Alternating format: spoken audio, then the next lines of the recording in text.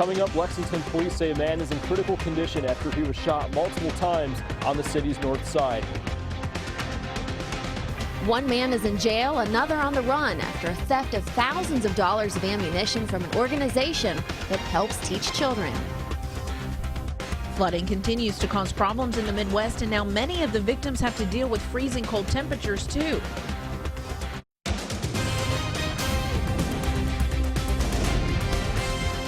This is WKYT News at Noon. Welcome in, and thanks so much for joining us on this New Year's Day. Bill and Barbara have the day off. Well, a man is fighting for his life this afternoon following an early morning shooting. It happened just before 5:30 this morning on Roosevelt Boulevard off Georgetown Street. So far, no arrests have been made. WKYT's Mike Beyer is tracking the investigation in our top story at noon. A man is in critical condition after Lexington police say he was shot several times next to this blue pickup truck. Shortly before 5:30 this morning, Lexington police responded to a call of a person being shot in the 400 block of Roosevelt Boulevard. Police tell us this is where they found a 28-year-old black man lying on the ground at the driveway entrance to this home. Police say the man was shot 2 to 3 times, including once in the head and once in the chest. We're told by police that the victim was alive when they arrived, but that he was unresponsive.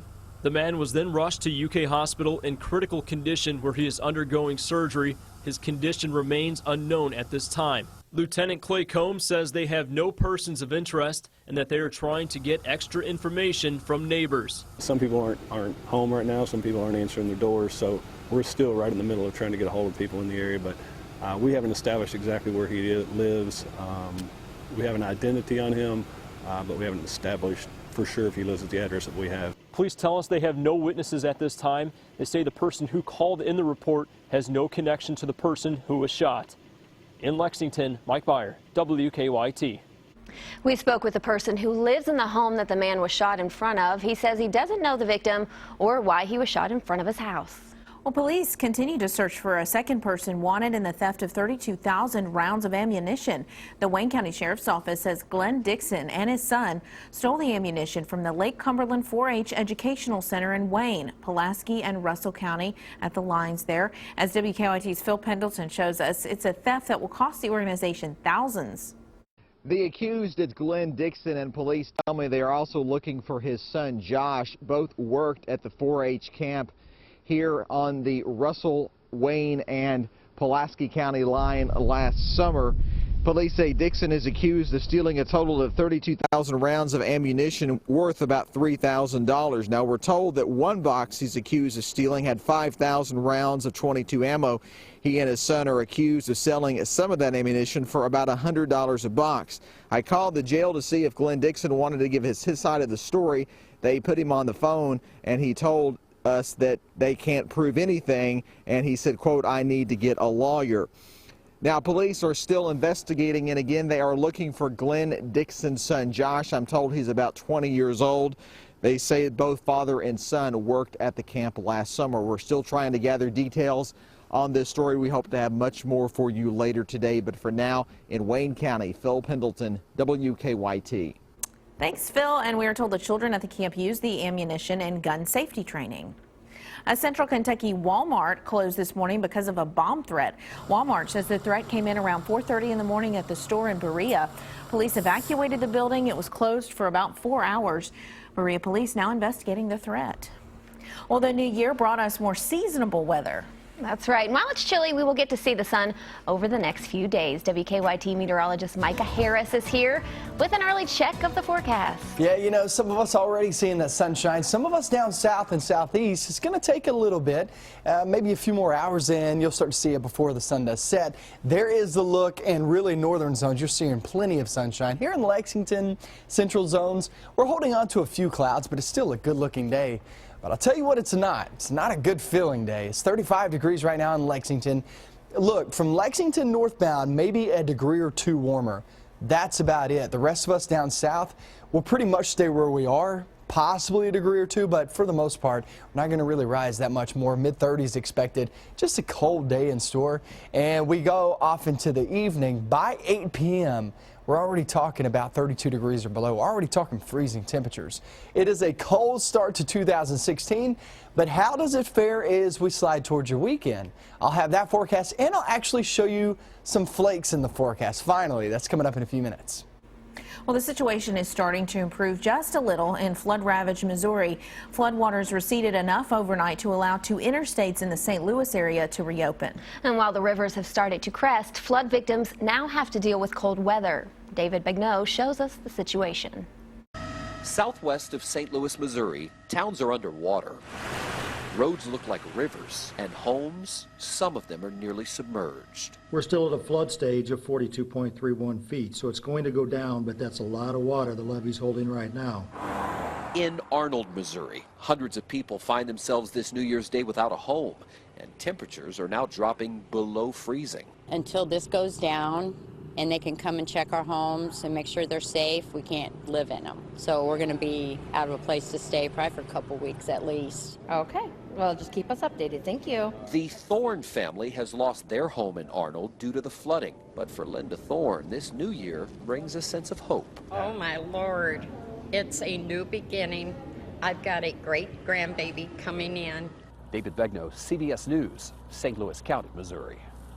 The floods are to blame for at least 22 deaths in Missouri and Illinois. In western Kentucky, people have started preparing for flooding. The Ohio River is expected to crest more than 18 feet above flood stage in Paducah next week. The city has flood walls, but people in surrounding areas are working to protect their homes. 2 sections of US 51 in Ballard County have already closed due to flooding. Emergency crews in Woodford County spent the early hours of 2016 cleaning up after a vehicle hit a utility pole. Versailles police say it happened just before 3:30 this morning on Kentucky 33 between Ford's Mill Road and Cummins Ferry. Investigators say a vehicle left the roadway and hit a utility pole, leaving down power lines in the road. Crews were forced to close down a portion of that road for a few hours, but police say all lanes are back open. Police continue to investigate the disappearance of a Boyle County teenager. 17-year-old Brandy Hall was found yesterday afternoon, minutes before a prayer vigil for her was supposed to start.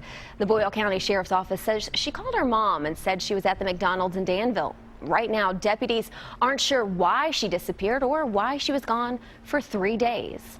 2 Louisville malls will start enforcing new visitor guidelines tomorrow. The new rules apply to Mall St. Matthews and Oxmoor Center in Louisville. Visitors younger than 17 must be accompanied by an adult after 4 p.m. on Fridays and Saturdays. The adult must be 21 or older. The new rules come 1 week after a disturbance at the Mall St. Matthews involving thousands of teenagers. In 2015, WKYT's investigative team shined the spotlight on everything from drug abuse to unqualified coroners to the catch and release of criminals. Tonight, join us as we look back at those stories. One includes what some call the next pill mills. Doctors prescribing the treatment drug Suboxone and patients lining up by the dozens. Do you understand where people come from, though, where they say, it looks bad. Why are these people lined up in the mornings? They don't, because they don't understand. They see them as drug addicts. That's just one of the stories we'll explore on WKYT Investigates tonight at 5:30 here on WKYT. LexTran is ringing in the new year with some changes to its bus routes. Starting Sunday, LexTran will be expanding its Sunday service routes. Riders who use routes 1 through 13, which include Versailles Road, Nicholasville Road, and Richmond Road, will see improved bus coverage and shorter travel time. The change comes as LexTran sees more of a demand from its riders. And if your Christmas tree hasn't come down yet, it probably will soon. If you live in Lexington and have a live Christmas tree, you can leave it at your curb on your trash pickup day. The city will take it and turn it into mulch. Natural wreaths, garlands, and gourds may be placed in your gray yard waste cart. If you have a fake tree, it can be taken to a landfill or donated to the Habitat for Humanity Restore on Southland Drive.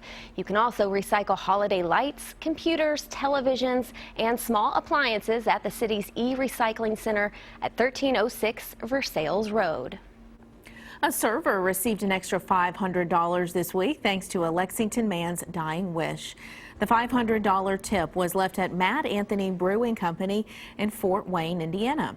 Aaron Collins' brother, Seth, has been leaving the tips at restaurants all over the country since his brother died in 2012.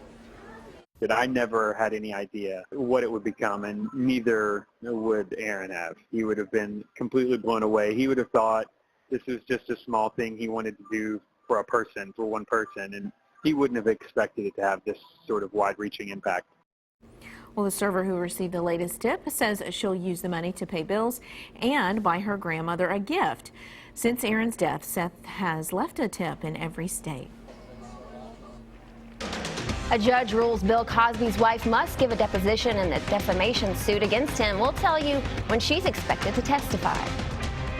And what does it take to pick up after thousands of New Year's visitors? We'll show you ahead.